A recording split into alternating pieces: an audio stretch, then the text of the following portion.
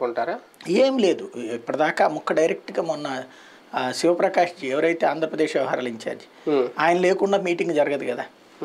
ఆయనతో గాని, నడ్డాతో గాని ఈ రోజు వరకు మీటింగ్ జరగల.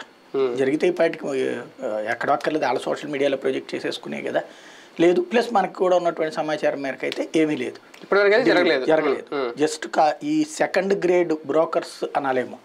ఇది మధ్యలో ఉన్నటువంటి నువ్వు చెప్పు, నువ్వు ఎట్టయితే నేను మాట్లాడిస్తా, లేకపోతే నువ్వు ఎట్టయితే మాట్లాడిస్తా అని చెప్పి వాళ్ళ తరపున ఆన్ బిహాఫ్ ఆఫ్ వీళ్ళు ఇప్పుడు చంద్రబాబు గారి తరపున ఒకళ్ళు, మోడీ తరపున వీళ్ళు మాట్లాడేసేసుకున్నది తప్పించి అసలు వాళ్ళ దగ్గరికి వెళ్ళిన సీన్ ఇంతవరకు లేదు. ఇప్పుడు ఫస్ట్ టైం అధికారికంగా మీటింగ్ జరుగుతుంది. దీన్ని కూడా వెంటనే ట్విస్ట్ చేసేసాడు కదా రాధాకృష్ణ గారు. ఇది అమిత్ షా ఫోన్ చేశాడు రమ్మనమని.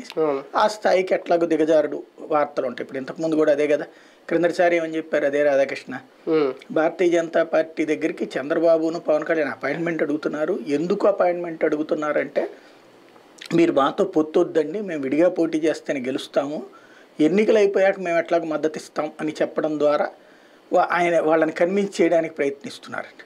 మరి ఇక్కడ తాపత్రయపడుతుంది ఎవరు పొత్తు కోసం?